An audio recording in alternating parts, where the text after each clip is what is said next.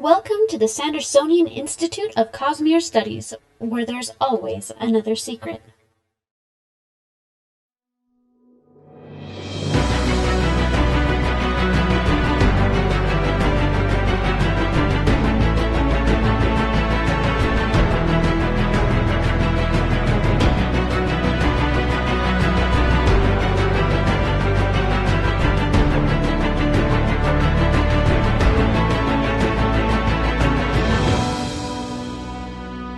Hello, Sixers, and welcome back to episode 82 of the Sandersonian Institute of Cosmere Studies. Today is April 26th, 2021. I'm Bill, and I'm joined, as always, by my record-keeping co-hosts, Amy and Jordan. Welcome, guys. Hello. Yeah. Before we get started, we do want to remind our listeners that the Sandersonian Institute of Cosmere Studies is not a spoiler-free podcast. That means if there's something in this Cosmere that you haven't read and you're worried about hearing spoilers, you might want to go read those first, then come back and join the discussion. There will be spoilers tonight, so just be prepared. This time, we are going to be discussing the excerpts from Kalak's journal in the Epigraphs of Rhythm of War. For those of you who listen to the podcast recordings or watch the videos on YouTube, we do want to remind you it's possible for listeners to interact with us live via chat as we record each episode at www.twitch.tv/innkeeperstable. We record episodes of the Sandersonian Institute of Cosmere Studies every other Monday night, starting at 7:30 p.m. Pacific Time, 10:30 p.m. Eastern, so please join us, take an active part of the discussion, and distract us and just make us say things that we wouldn't normally expect to say on air. Fair enough? Fair enough. You make sometimes Fair like enough. you get All extra right. giggles or whatever else because I see a comment that's funny. Exactly. I love those. The Sandersonian Institute of Cosmere Studies is made possible by the support of our listeners and patrons. The show will, of course, continue to be free, but if you do want to help us out, head on over to patreon.com/Cosmere Studies. Even pledging $1 or $2 per episode is really helpful as we work to continue to improve the show. Patrons get immediate access to our Discord channel where you can talk about the show and the Cosmere with other listeners. It's a great community. We've got a lot of great discussions, just a lot of fun interaction over there. You also get early access to bonus episodes, exclusive access to other bonus content, and other good stuff. Tonight, we want to specifically thank a new patron, Lauren E. Thank you so much for supporting the show. We appreciate it. All right, guys, so let's just dive right on in. I love these episodes where we're talking about the epigraphs because there's just so many little tidbits, and he breaks them up in such a way that he could spread the tidbits across an entire part of the book. They're like the sprinkles on top of the Brandon Sanderson sundae. Except that there's a lot of sprinkles. And sometimes the sprinkles are very, very harrowing. Fear the sprinkles. Indeed. All right, No, so it is definitely a way to... It's a way for Brandon to drop walls of text in a very clandestine manner. yes. Mm-hmm. I fully admit I have a hard time always not if I don't go back and reread them. I'm usually too focused on what's happening in the chapter to get all of the context or whatever that's happening in the epigrams. See, and I actually have a habit. You know how a lot of times you'll read to the end of a chapter and then, okay, I can take a break now? Mm-hmm. I always read the epigraph before taking the break. Like I'll read it before, like I'll be the beginning of the chapter, and so I'll start reading it then. But I have a hard time keeping the epigram parts really focused and fresh compared to what's happening in the text. Mm-hmm. Yeah, So. well, they're broken up like that. But Yeah. and that's why it's great to have a podcast. You then have an excuse to go and just read through them straight. Yeah. Mm-hmm. The thing that I really like is how I don't want to say mysterious, but just he doesn't just say, "Hey, by the way, this is what's going on." I mean, sometimes he'll say like, from Navani's journal, but he doesn't like say there was a. He doesn't explain the full context. He sort of leaves clues and lets you figure it out. Yeah. Mm-hmm.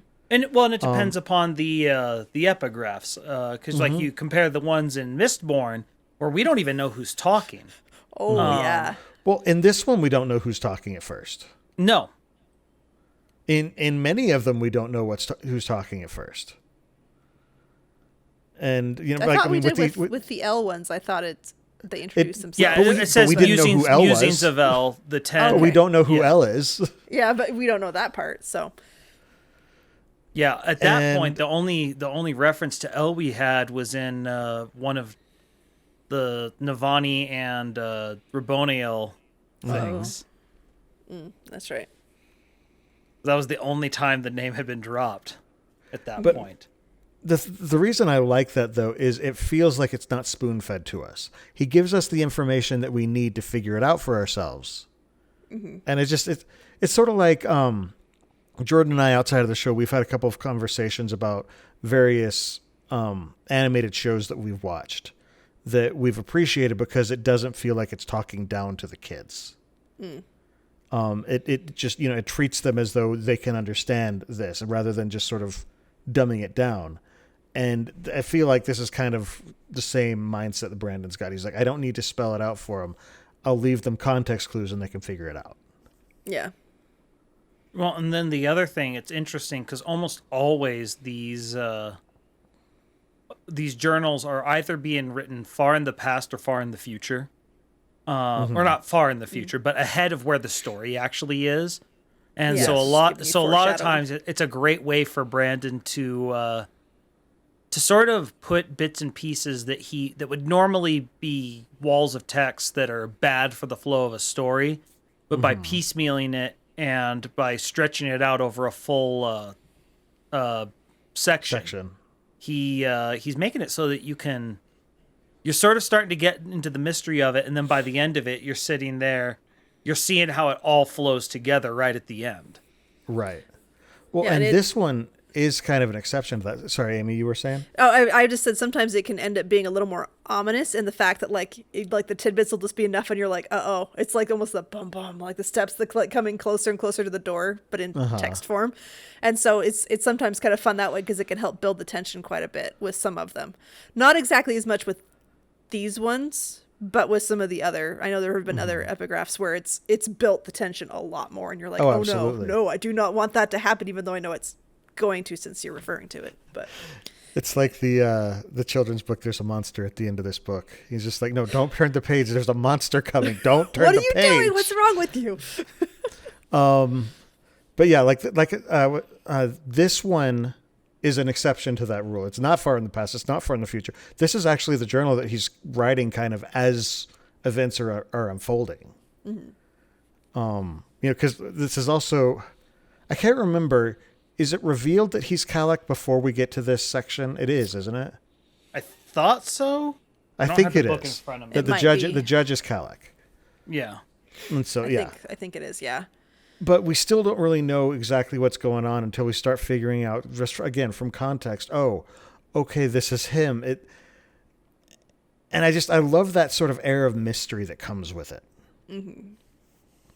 The other thing that's interesting is, again, it gives Brandon a good opportunity to have an unreliable narrator. And Kalak in particular, we know can be an unreliable narrator because Kalak's crazy. Yeah. Kalak is one of 10 heralds, a little less, all of them.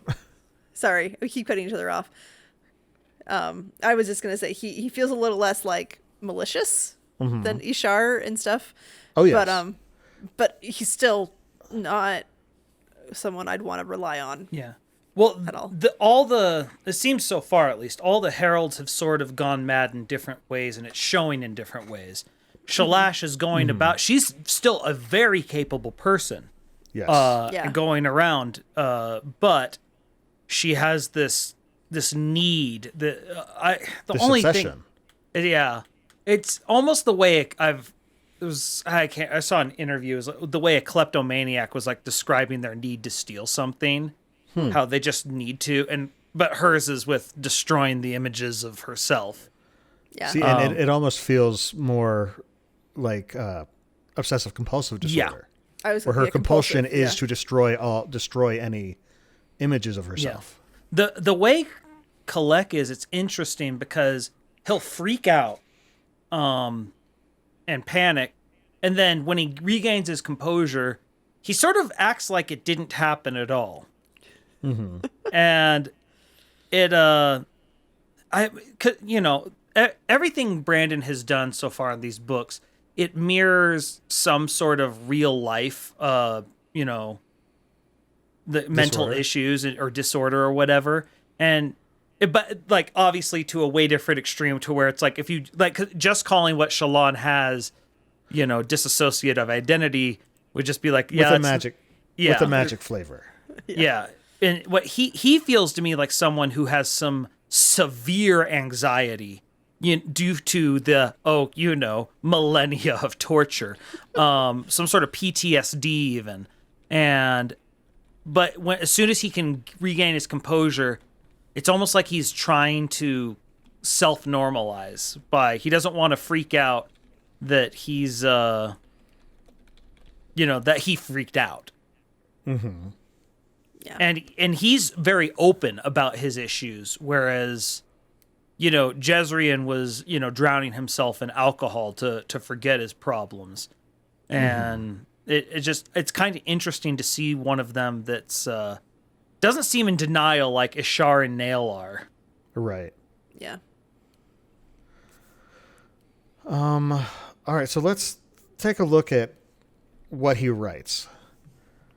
I feel like I've said the first 2 lines a lot in my life, especially yes. when I'm talking to kids. If you're any sort of writer as well, words. I used to be good with words. I used to be good at a lot of things. Welcome to middle age. Yeah. Oh, man, yeah. But just part of it is, and a lot of readers are writers in some sort or another. Those are 2 very familiar sentences. It's like words. Why can't I get the right words? I can word real well. Why isn't it working? Yeah. No matter how good of a writer you are, you've probably experienced these 2 sentences in your head at some point. I used to be able to be good with words. Why can't I do this? Well, and it sort of highlighted, I think, to when they fight Ishar, and the Stormfather explains, no, he's average amongst the heralds as far as his fighting skill. And it's like, well, he wasn't a warrior to start. And it's like, but they became one because they did things for a millennia.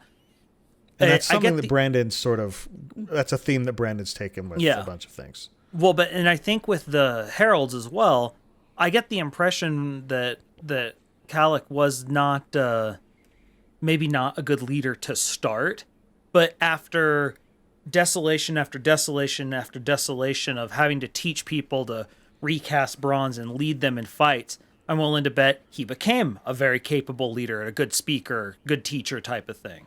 I'm not so sure about that, because he actually, when he talks about how that actually sort of his ability as a leader, his certainty, his feeling, his confidence ground away with each desolation. Yeah.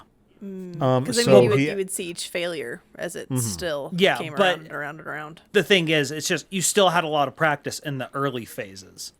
Perhaps. And so it's just he seems like a very decent leader at the very minimum, originally. And I feel like, though, for him, that was something that did come more naturally to him earlier on. And then as time went by, he just lost that, because he was known as a judge. He was known as being very decisive. Yeah. And over time, that ground away, and he kind of lost that. Yeah, we don't. Yeah. He's interesting because even though we've had his perspective before in the writing, we don't actually know much about who he was before all this.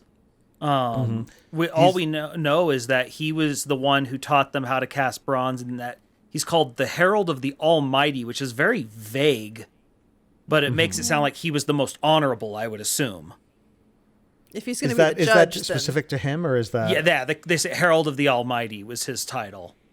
Okay, so I was just thinking that Herald applied to all of them. No, because there's also Herald of Kings, Herald of War, Herald of...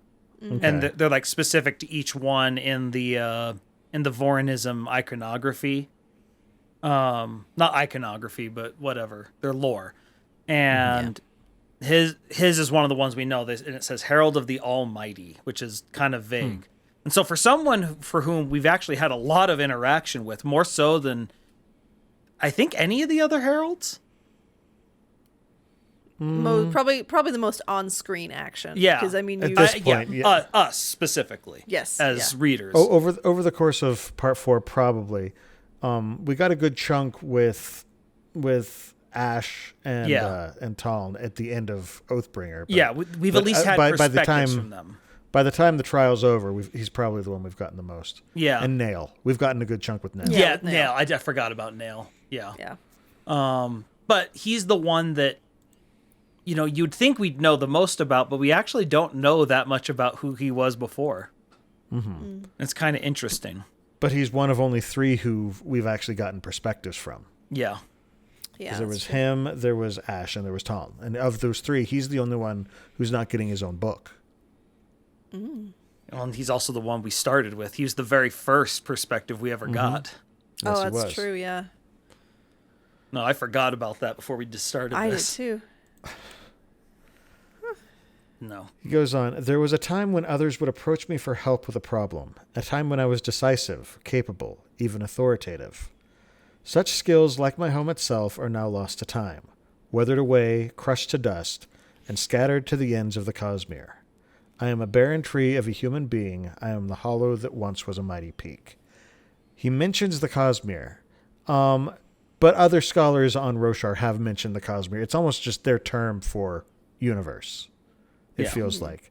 But I believe that he is fully Cosmere aware. Well, I mean, that's the whole point. He's trying to get off the planet. Exactly. So words. Why words now? Why do I write? And this is where we start actually learning a few things. Jezrien is gone. Despite being all the way out here in lasting integrity, I felt him being ripped away. And of course, our immediate thought is, well, he was trapped. He's got sucked into that gemstone.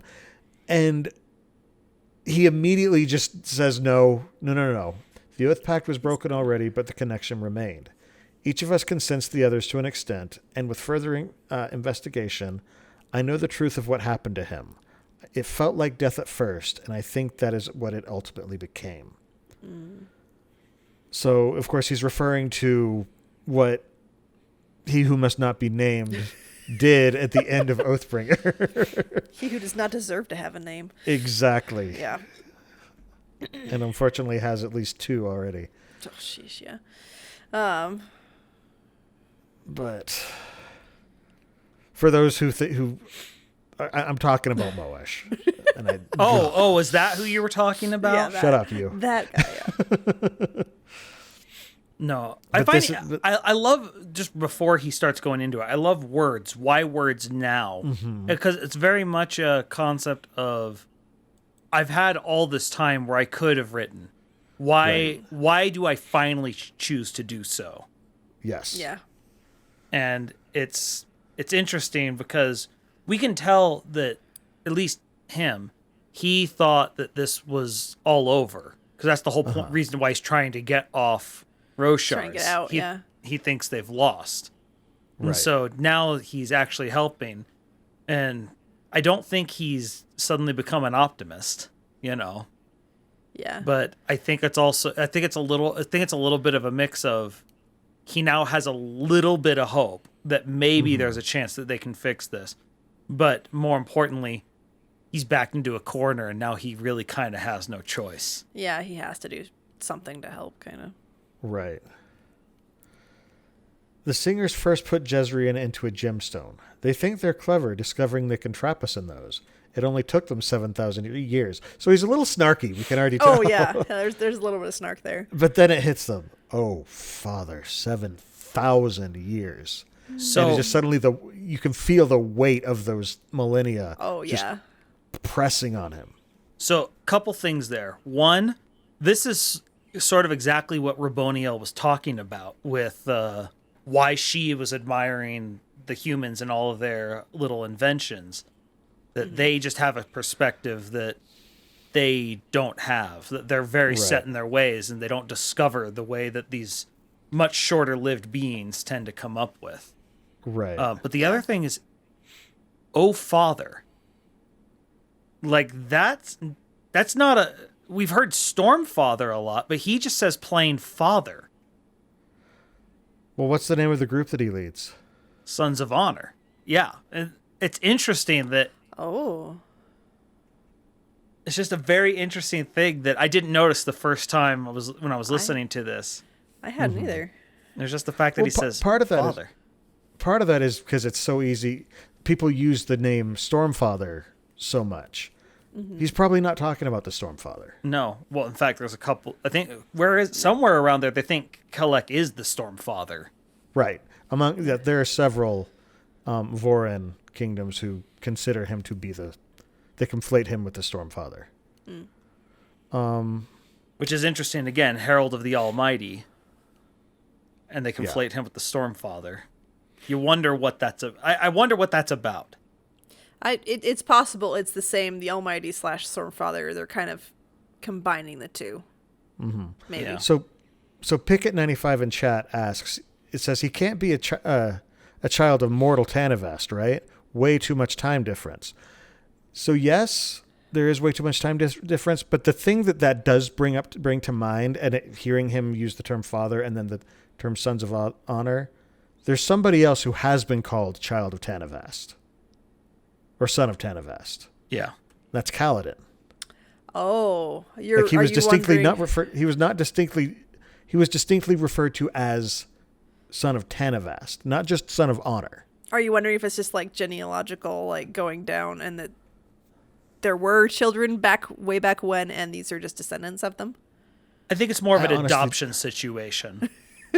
Yeah, it's just it hasn't been clear, and Brandon's raffling things left and right. So we don't know. We'll see. My instinct is when the Stormfather calls him Son of Tanavast, it was him acknowledging that Kaladin was displaying the attributes of a Windrunner. That he's sort of a prototypical Windrunner. And Kaladin's name actually does come from Kalak. Yes. Oh, it's true. Yeah. And so I don't know if that's related, but it's an interesting thing that may have. Yeah, but Kalak was the Will Shaper. Yes. Herald. Yes, he was. Which makes another interesting because they are they're very decisive. Will Shapers are very headstrong, and so him being so vacillating between one thing to another. But again, he used to be very decisive, and so part of his madness, I think, is a loss of that confidence, that strength of self.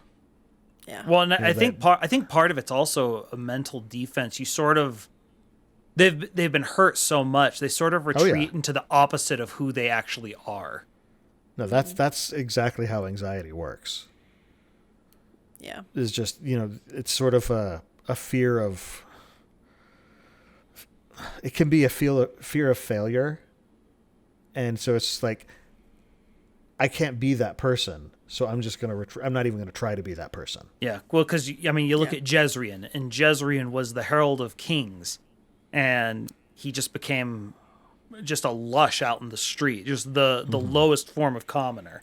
You look at Nail, Herald of Justice, became a horribly unjust person. Right. Yeah. You look at Ishar, who's supposed to be this great leader, and now he's this insane tyrant. Yeah.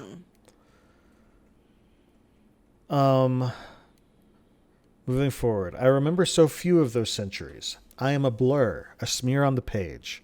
A gaunt stretch of ink made all the more insubstantial with each passing day. This Midius... really... Oh, go no, ahead. go ahead. So this really reminds me of, I never get the quote right, but the quote that Bilbo Baggins says in Lord of the Rings, like too much butter spread over too much bread, right? Yes, like butter spread over too much bread. Yeah, it just makes me think of that that phrase, and just the being worn so thin. And there have been times where I have just, like, especially when my kids weren't sleeping through the night yet, that, I haven't been alive for 7,000 years, but what? I can relate. No, this yet. No. Yet. Anyway, but I can relate even to a small degree to, like, you have, like, nothing else to give. You're just so worn out. So Weary. I liked Bone the weary is the- I liked the wording on that. It was very Absolutely. very No, eloquent. it's Brandon. Sometimes, Brandon's known more for his plots and his character development than his prose, but the prose here is great. And when he can focus into those little snippets that they end he up does being great. prettier. Yeah. yeah, and then the other thing I like about it is it does. Like, if you go back and look at the very first, the prologue with him, he's sitting there, he's thinking about things, and he's like, I don't know if I can go back, if I can do it. And then as soon as he actually goes to talk to Jezreel, he suddenly just blurts out, I can't go back. Like, just suddenly, he thought he might be able to, but he just finally knows, can't. I can't do it. Well, and he's afraid that he's going to be judged, but it's just so strong that he has to say it. And then he immediately sees the look in Jezreel's eyes and realizes, oh, you're broken too. We're all that way. The other thing is, he says, I'm a blur, a smear on the page. He remembers so few of those centuries. So he's like, just after so much time, he's kind of blocked, it seems like, aspects of just sort of, he's just existing to survive rather than living. Well, it's because he can't live, because he's in constant fear of, if he dies, he goes back. And so his history, his history is, his self is that blur. It's that smear. Made all the more insubstantial. And that's another reason why he's writing. Yeah. To get something solid down, yeah. Mm-hmm. Well, it's just, it's the curse of immortality. It's that idea that you have no release. Mm-hmm. And so you sit there and you know, as mortals, we tend to think, oh, immortality, great. That'd be wonderful. It'd be awesome. And I love that Brandon actually sits there and asks, it's like, yeah, is the mortal mind capable of this? Can they handle this? Because, yeah. Well, it's like in Groundhog Day. Mm-hmm. Where he's reliving the same day over and over, but it's, and he can't die. And you see him just get to these breaking points, and you just realize this is not an easy thing. Yeah. The Curse of Immortality, it's shown up in a lot of different books, and it's just a very interesting angle, seeing like if you're immortal and everyone you care about isn't, then it's hard and to so get you're cursed to attached. watch them grow old and then to lose them. Mm-hmm.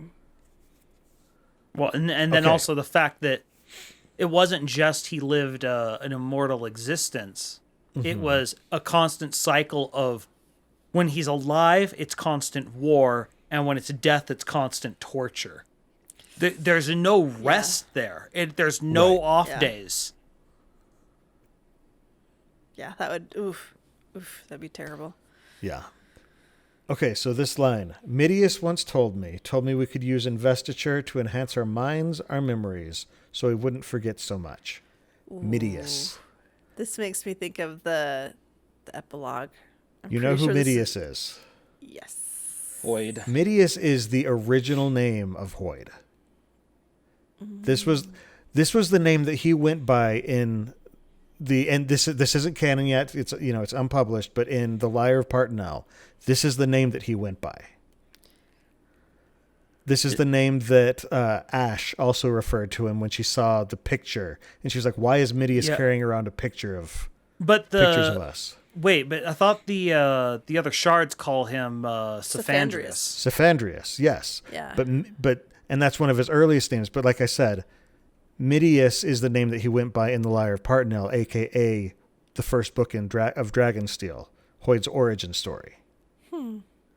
Which I find very interesting that the heralds would know the name Midius rather than Cephandrius. Yeah. Again, Lyre of Partenell is not published. It's not canon, so to speak. But the name is established in there. And I feel like this is kind of the earliest name that he's got. Yeah. Yeah, So I thought we don't know Cephandrius was the earliest name just because of the fact that the shards were calling it that. But yeah. No, Cephandrius is an early one, but he's it's like we've been told that it's not the earliest one.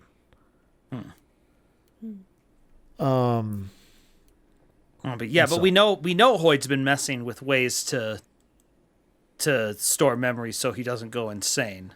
Right. Because we know he was storing memories in breath. But it also plays... So at the point that we're reading this, we don't know that, though. Yeah. Yeah, so I'm like, oh, there was that foreshadowing that we didn't know was foreshadowing. But also, we can use investiture to enhance our minds. What happens when somebody swears an oath? There's a huge blast of investiture. What happens if a herald is around when somebody swears an oath? They gain sanity. They stabilize and become sane again. They're briefly. Focused, yeah. Which you also think about the fact that Nail was killing people who were swearing oaths. And you wonder if part of that is, like, unconsciously him not wanting to be fully present, because if he's fully present, then there's the horror. Well, because for Nail, we saw what happens to that in Edge Dancer. Yeah, because Lift swears the oath and suddenly he breaks. Yeah. It's not pleasant. And she hugs him. No, it's not pleasant. And for Kalak, it's the fact that he's failed so many people. Plus all the horrible things he's done, because we know he was in charge of the Sons of Honor. And, they weren't exactly full of, shall we say, the best and most virtuous of people. since the two we know the most about were Stinkin', Amaram, and Gavilar. Oh, yeah. Well, and what were they doing is they were actually trying to help Kalak figure out how to get off of Roshar. Yeah. Yeah. They were talking about, we were able to jump to a planet, and they're trying to get these gemstones. These and perfect it's just gemstones, they're talking about capturing them in gemstones. What if he's trying to get off of Roshar by having himself put into a gemstone and then carried off in that form, because maybe it will contain him. It won't, it'll allow him to break the connection enough, but not break him. But that's the thing, is he recognized, that's how he knows that Jezreel died, is it's the connection that keeps us here. And that he goes into that later on in this, this letter, or this journal entry. It says, why would I want to remember? Maybe if I remembered my life, I'd be capable of being confident like I once was. Maybe I'd stop vacillating when even the most simple of decisions is presented to me. Instead, I think if I were to remember my life in detail, I would become even worse, paralyzed by my terrible actions. I should not like to remember all those I have failed. That's a very Kaladin thought. Yeah. Yeah. Well, but it's also, think about, speaking of it being a Kaladin, it's not just that he's failed people. And this is the part, I think, where he's unreliable narrator. I think he's kind of also discounting all the bad that he has done. Because, remember, when Amaram betrayed Kaladin and took everything, it was stated in that flashback, he said, Rastaris, has told us to do this. And it's just so Kalak himself told him to do this thing to Kaladin. Right. Yeah. And so... Well, and that's why he says, paralyzed by my terrible actions. Yeah. And so it's just... It's a mountain. In trying to avoid everything. Oh, what's the quote from Kung Fu Panda? Sometimes we meet our destiny on the path we take to avoid it. I haven't seen that in forever. Kung Fu Panda, man. It's good stuff. But no, he's in a rough spot. And he's not doing well. Absolutely. Regardless, I write now, because I know they are coming for me. They got Jezreel. They'll inevitably claim me, even here in the Honor Spren stronghold. And so I'll die. Yes, die. If you're reading this and wondering what went wrong, why my soul evaporated soon after being claimed by the gemstone in your knife, then I name you idiot for playing with powers you only presume to understand. Again, he can be very snarky and very derisive if he wants to be. The bond is what keeps us alive. You sever that, and we will slowly decompose into ordinary souls, with no valid connection to the physical or spiritual realms. Capture one of us with your knives, and you won't be left with a sprint in a jar, foolish ones.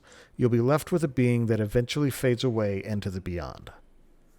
The way he describes it, where it's the bond that's, keeping them together, it reminds me of those, I forget what they're called, but they're they're desk toys, essentially, where it's like two things that are tethered by like 3 strings, and if you set it up in a certain way, they'll hang, and the one thing will remain floating despite the fact it looks like it shouldn't because of the tension of the ropes themselves. Like the floating tables or something like that. Yeah, stuff like that. And it's why a kite hangs in the air when it's tethered to a string, but as soon as you snip it, it goes crashing to the ground.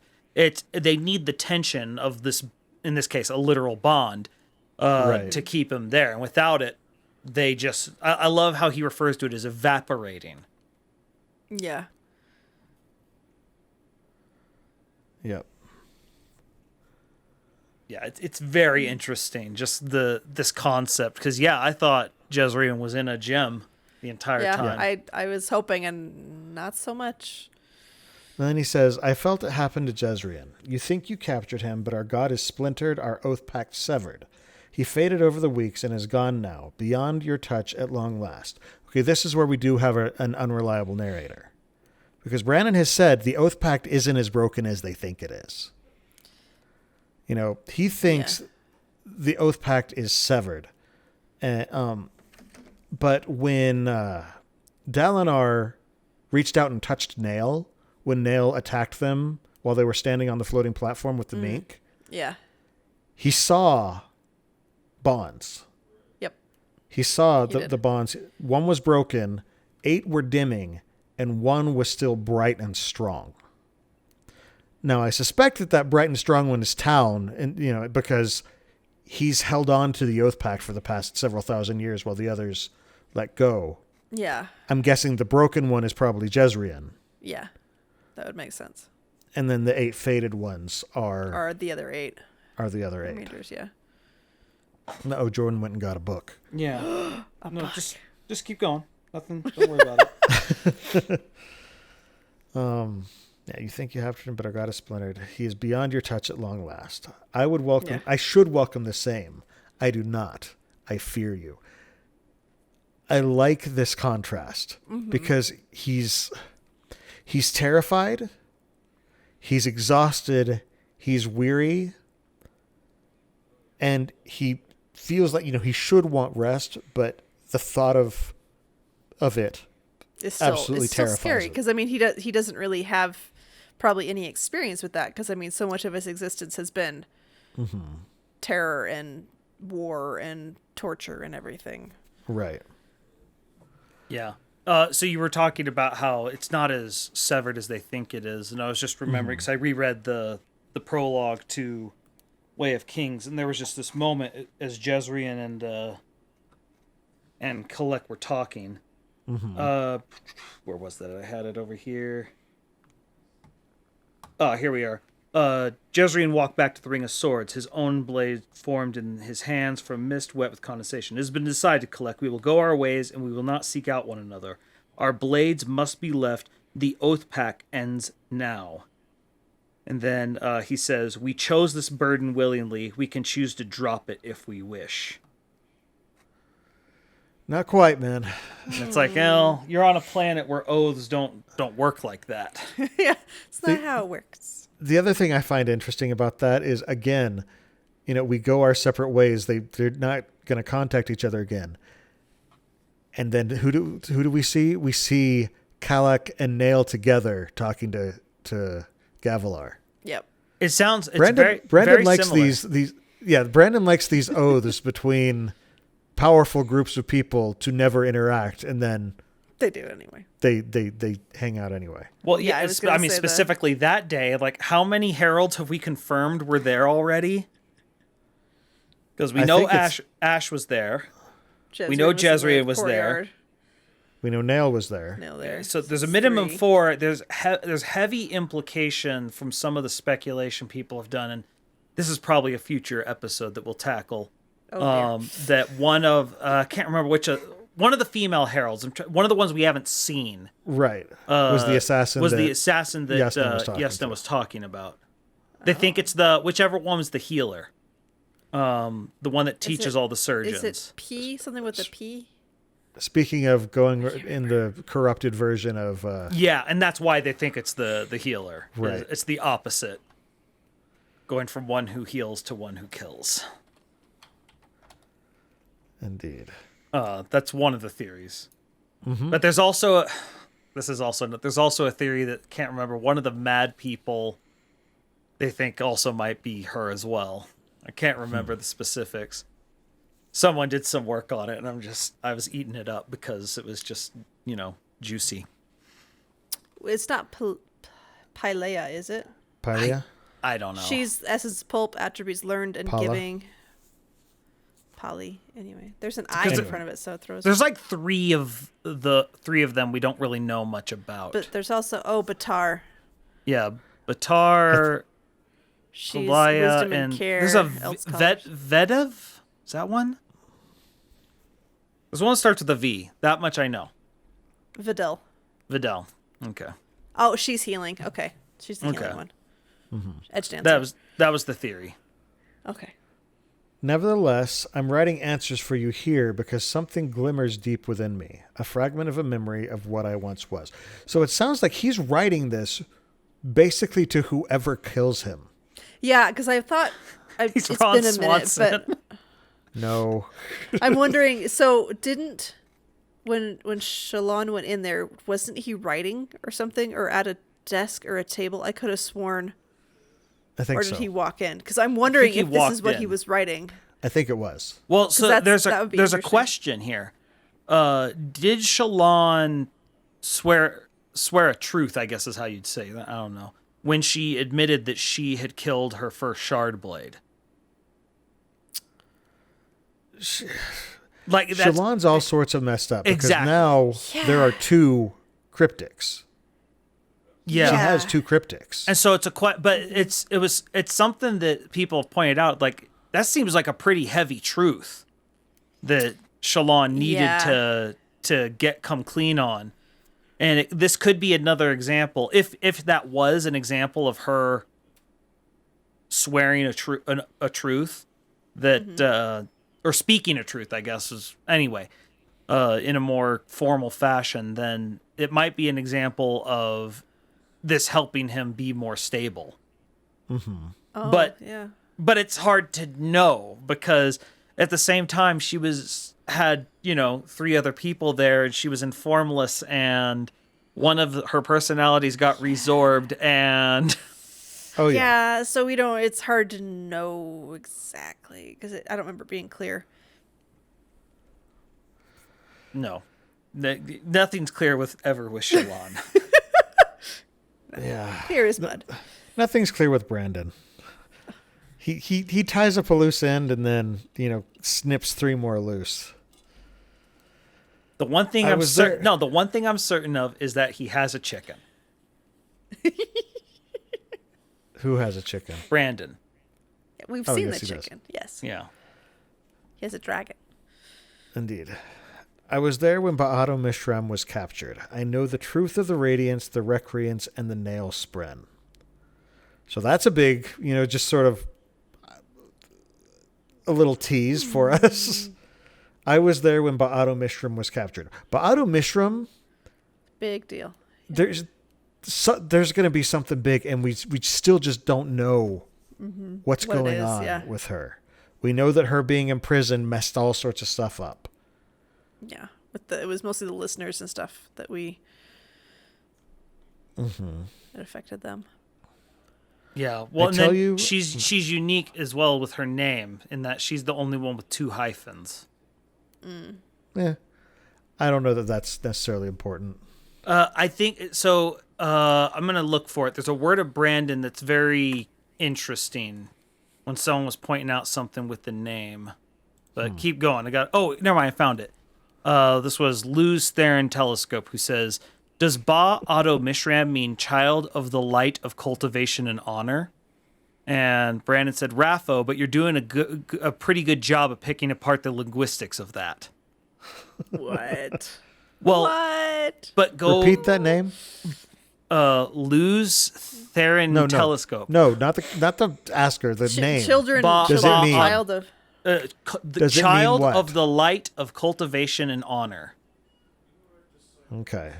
And so the reason that I found that in particular interesting here is the fact that we just got done with the sibling and them saying they were going to be turned into an unmade by what Raboniel was doing. And we speculated, does that mean the other unmade were also children of cultivation and honor? And so this, when I was looking through and seeing this, it's like, Raffo, but you're doing a pretty good job here. It's just like, what does this mean? And I mean, I'm sure this has probably been put up, but there's 9 unmade we know of, right? Yeah. Yes. And then if we have the sibling, that would make 10. But it could. Yep. This has probably been pointed out by many, many people before me. But it just occurred to me now. I was like, wait, if that's all connected, then maybe that gets you the magic 10 number that affects Roshar. Yeah. So. No, it's a fair thing to bring up, and I think it's definitely worth thinking about.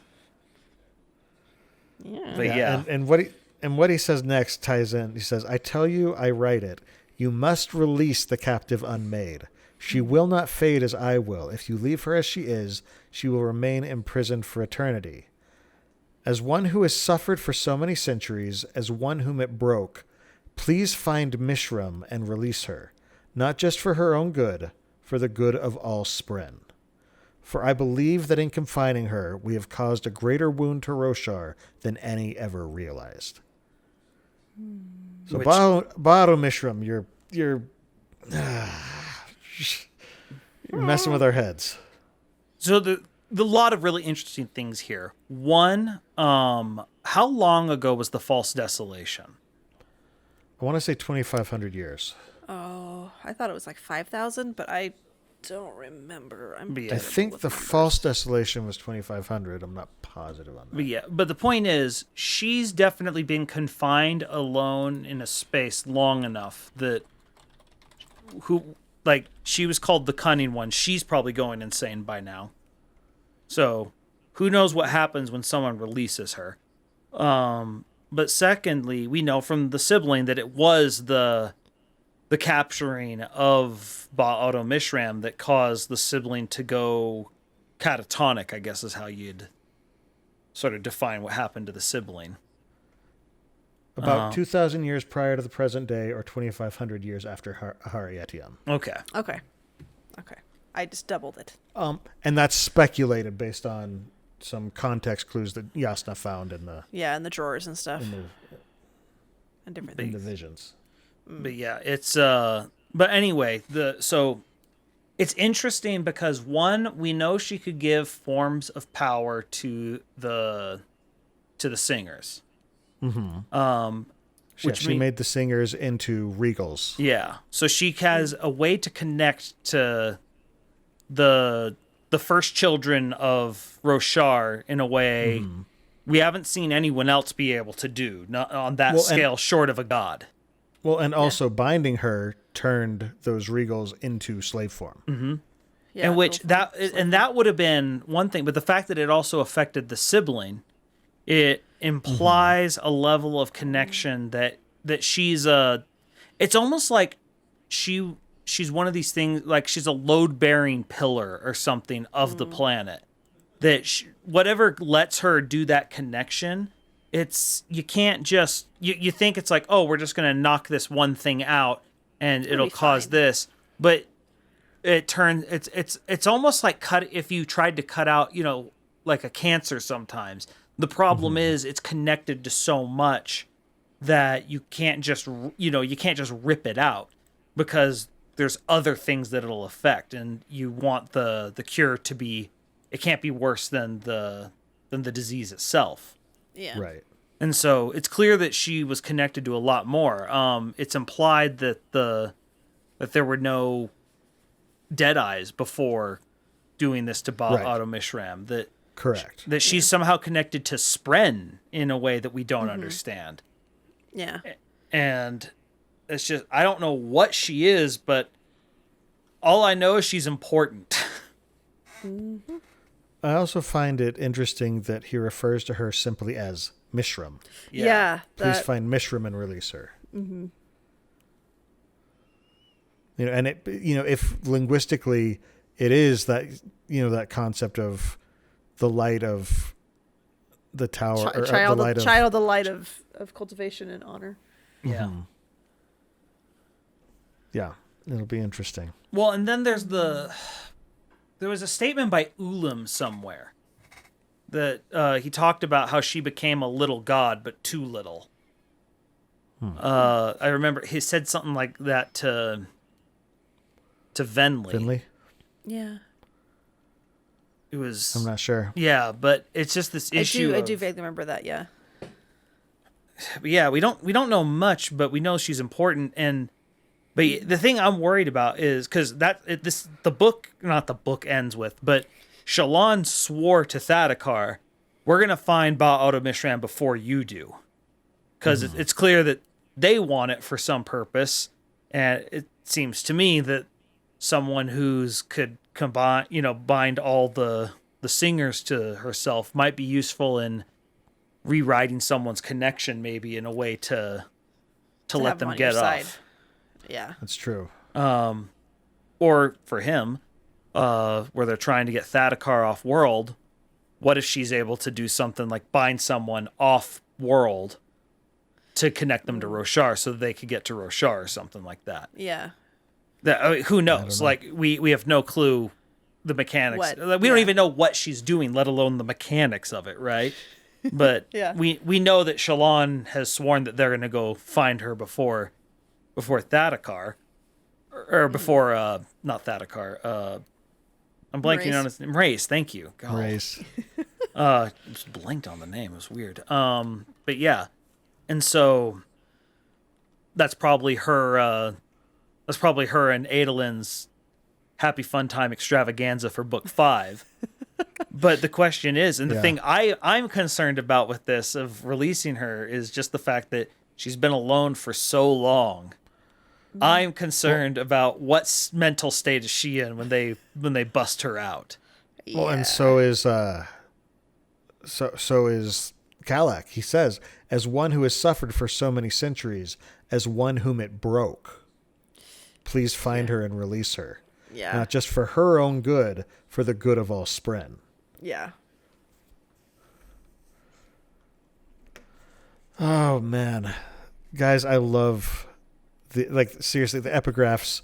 Don't get me wrong, the story is amazing. The story is a fantastic meal. The epigraphs are the little wonderful bacon bits. The little just the nice little morsels that are just a touch above. Yeah. You can't make a meal out of them, but they make tasty. the meal better. Yeah. And then the other thing that this does that I love as far as characterizing Kalak is the fact that we get this, and as you're reading through it, because we don't get a viewpoint from him this book, we've only gotten the very first one, and that was a version of him that was basically it just barely broke. This is the version of him that's been worn down and weathered over the years. That's lived with it after. Yeah. Brandon does such a good job, and if you just read them at the beginning of each chapter but never read them straight through, it gives such a better feel for just how weathered he is. Absolutely. Yeah. And it's something that before at least the podcast here, I had never really sat down and put the epigraphs together. Mm-hmm. And so this is fun. I love this. Reading it in context. Yeah. Reading it in one big flow changes everything. And having your guys' tidbits that you've picked up, because I'm like I've said before, I'm not good at finding the word of Brandon's. I just don't ever look for him. And so like you're going, oh, there's this connection and that connection, this other thing. And I'm like, oh, that just blew everything that I was like, oh, I totally didn't think about it, that, or this other thing, or this other connection. And it just changes the perspective on a lot of stuff. Everything, all the collaboration. Yeah, there's just so much context that changes things. Yeah. I just remember some recent Reddit thread. I don't remember what it was about, but just how someone brought up, wait, could this mean this? Or, something, or was this character doing that? Does that mean this person might be that? And then the number one comment was, this person brings up a compelling argument, has to reread all of the Stormlight Archive again to look for it. Gotta reread the whole thing now. You know what? I'm okay with that. Yeah. Well, Brandon's one of the few writers who, on the second read through, it's way better than the first read through. Oh yeah. So for our listeners, if you have theories about any of the stuff that we talked about tonight, we do love hearing from you. So please send in emails with questions, theories, all sorts of, just little tidbits that you would like, the theories that you have. We'd love to discuss them. You can also ask us about the Cosmere. You can drop us your ideas for topics you want us to discuss during the show. And while you're at it, we would love to hear feedback about how you think we're doing, as well as any interesting theories you might have about what's going on in the Cosmere. You can send any questions and suggestions in a brief, concise email to cosmerestudies@gmail.com, and hopefully we'll read that and discuss it as part of the show. We do have a P.O. Box as well. That's the Sandersonian Institute of Cosmere Studies, P.O. Box 970063, Orem, Utah 84097. And outside of the podcast, we've got our own personal projects. Amy, why don't you start us off and let us know what you've been up to? I have not been doing much. It's been online. It's kind of sad. Like I looked back and I haven't posted since like the beginning of the month on my Instagram or anything. So that's cool. I've been doing some home improvement things. We're going to have our back stairs redone, which I'm not going to show anybody online, but it's good for us. Yay. And I was getting my wrist looked at, but for a second opinion. And so he's actually looking into things more. So we're hopeful that he will actually figure out what's going on instead of just going, you have mystery wrist. Sorry. But my socials are Facebook, which is Coincidence Cosplay and Props. My Twitter is @CoincidenceCosp because my name is too long. My Instagram is @coincidence_cosplay, and my websites are www.coincidencecosplay.com, which I need to do things for because it's so sad right now. And then my Etsy is etsy.com/shop/coincidencecosplay. And I'd really love it if people would buy stuff, but don't feel pressured, Just if you want cool looking dice, there you go. Don't feel pressure from Amy. Feel it from me and Jordan. Just, don't just shop, but don't try to make it look like you're shopping. I don't know. Shop and if you find like if there's like a random ad that you see and you click on it for someone's Etsy shop and then find their Etsy shop that way, Etsy takes more of the price out of it for themselves versus the shop. So that's a pro tip that the people who make stuff, they don't get as much money if you click on the ad versus going directly to their shop. So that stinks. Because we're like, oh, we'll advertise for you for free, except, we take the cost out if they buy. So anyway, my husband's website is deckplan.io. So for your Magic the Gathering deck planning needs, go there, deckplan.io. And that's, cool. I'm done. Jordan, how about you? So obviously I always have my Amiibo stuff that's going on with Smash, but this Friday, starting at 10 a.m. Pacific, and that's 1 p.m. Eastern time, stream number 800, big round numbers, which are obviously important. So we're going to be having a celebration with that. We're going to have story time with Splice, but more importantly, I can't think of a better way to celebrate the 800th stream than by beating and 100% completing Banjo-Kazooie on the original N64. So, yeah, exactly. Sech Gaha, much wahoy, and you all should show up because it's going to be fun. Oh, fun times. I do have another podcast my friend Dylan and I make about board games. It's sort of there to kind of bridge the gap between people who want to know more about games but don't really know where to start and experienced hobby gamers. So we're sort of trying to help, again, bridge that gap. The most recent episode that we did was about gaming accessories, where, so we're talking about basically all of the things that are next to gaming. You don't need any of it to play the game, but it can sort of enhance your experience. We talk about dice towers, dice trays, upgraded components. We go as big up to talking about dedicated board game tables, which can get really expensive and is kind of on my dream list right now. But they're pretty. They are so pretty. But speaking of, the podcast is called The Innkeeper's Table. And we have new episodes every Friday morning. Also, our next episode is talking about buying games on the secondhand market, because there's a lot of games that either go out of print or are really expensive and you can get them. It's interesting. With the secondhand market, people are there either to spend more than normal on a game or less than normal on a game.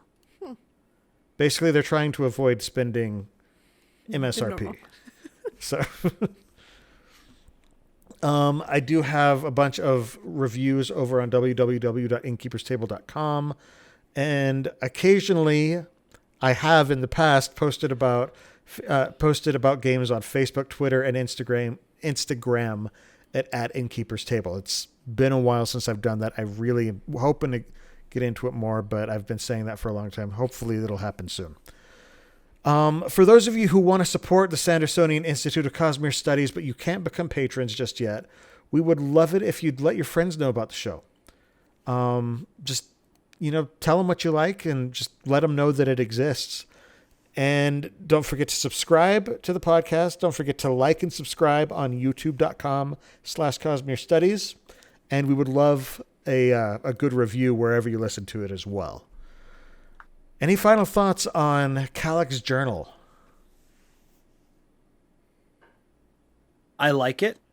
And I would like if more people were like Jamesy Poo Pie and left 5-star reviews over on our... I may or may not have just remembered that was his name, and it made me giggle. Oh, yeah. Oh, good times. In addition to the live episodes of the show that stream on twitch.tv/Innkeeper's Table every 2 weeks on Monday nights at 7:30 p.m. Pacific Time, 10:30 p.m. Eastern, listeners can find our videos on YouTube or audio versions of the podcast on Apple Podcasts, Spotify, and just about any other service that carries podcasts by searching for Cosmere Studies. You can also follow us on Twitter, Instagram, and Facebook under the profile @Cosmere Studies. And if you have any questions, feedback, or suggestions for the show, email them to cosmerestudies@gmail.com. For our next episode, we're going to do something a little different and take a step away from the Cosmere to discuss one of Brandon's other works, The Rhythmatist. This is one of my favorites. So be here for the live recording in 2 weeks on April 10th, 2021. No, that's not the right date.